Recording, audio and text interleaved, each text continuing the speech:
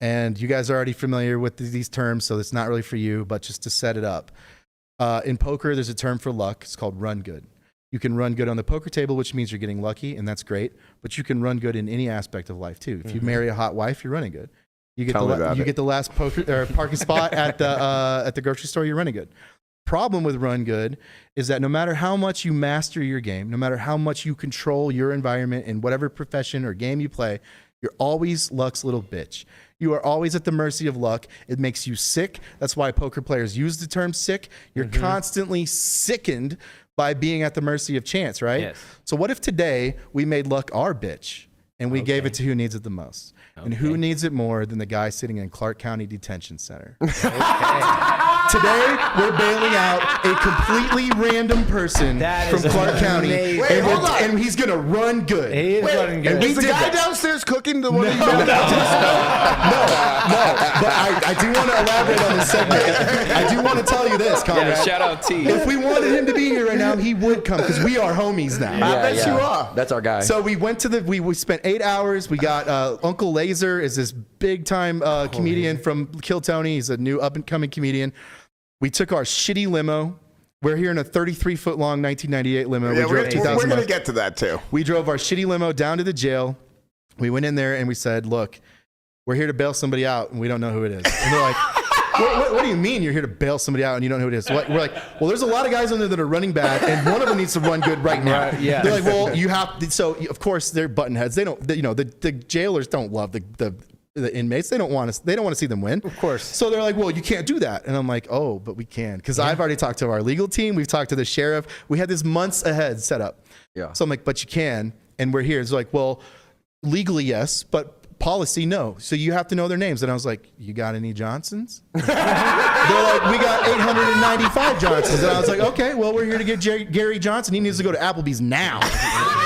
And so they're like, Gary 2 for 1 Johnson, apps, baby. double homicide, that's no bail. I'm like, okay, not Gary. I didn't say Gary, I said Larry. Larry, we're here for Larry Johnson. Did you're hard of hearing? So they're like, Larry Johnson's like 9 rapes in a row, bro. That's a no. Oh, boy. So we go through 60 names. You know, a number of them are cooperative and a number of them are not. We're lying our ass off. We're like, you see that limo? Joe Rogan is in that limo right now. He's our producer. He's circling the block. We have got to do this segment.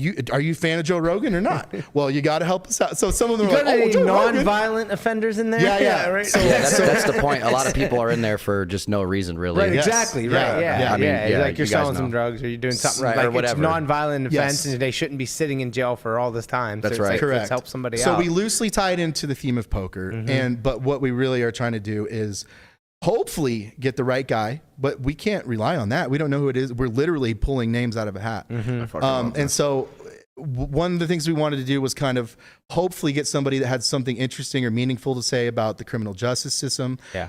Somebody that could tell us about what really happened inside, and somebody that was above all going to be stoked that he had this shitty day and now he's Right. got a good day. And we were prepared to pick up a psychopath. We were ready. We were ready for Jeffrey Dahmer. It could have been anybody. Let me tell you what really happened because You had it's mace on you or shocking. something? What's that? You had some mace on you or something? No. Not prepared.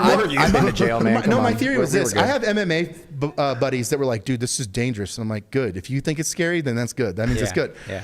The guy can't have weapons. He's been in jail. Right. Sure. Unless he's and got there's one- 5 unless of he's got us. one in his butt. So the worst thing that can happen is in our own limo, we get in a 5-on-1 fist fight. Okay, bring it. Yeah. So, okay. So we go, we spend 8 hours. Why would he start a fist fight with the guys that just Yeah, got him out? And he's going to be stoked about getting out. Yeah. Exactly. So- On top of that, even if you are Jeffrey Dahmer and you want to eat our livers, are you in the mood to eat liver in this moment? Right. When you were just sitting in here thinking about a peanut butter and jelly sandwich in jail, and now you're just going.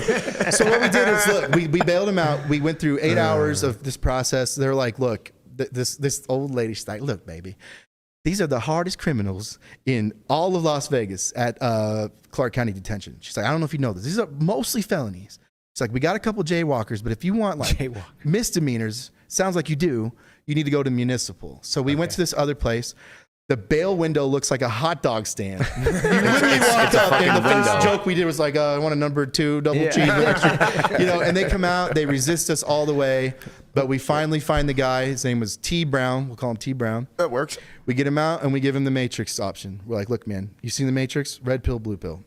And forgive me if I forget which is which.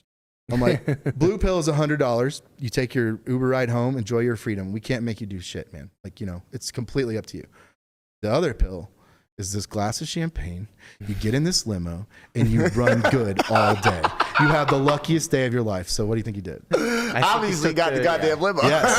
And so we bought him. We took him to buy a new outfit. We cooked him his favorite dinner. We asked him what he ate in there. We asked him which guard he wants to cuss out the most and what do you want to say to him. He exposed a lot of really messed up stuff that happened in there. We took him gambling, of course. But one of the most profound, shocking things that happened was this guy instantly proved that he was innocent of his crime. He showed us all the documents we needed to see. He showed us that he was lovable and that he was in there basically for a mistake. Yeah. This guy had rented an Enterprise car for his cousin. His cousin got in trouble and I think got incarcerated for a couple days, and his girlfriend disappeared with that car for 7 or 8 days. It was returned. Enterprise sent him an email, said the car was returned. We're mad at you, but it's returned. He got charged $4,700. He showed me the bank statements. Yeah, he paid all and that. a month later, somehow he runs into police, and they're like, "Oh, we got you for car theft, man. Come with us." So he had been in there for 4 days, had 60 days more to go, and we bailed him out $1,432.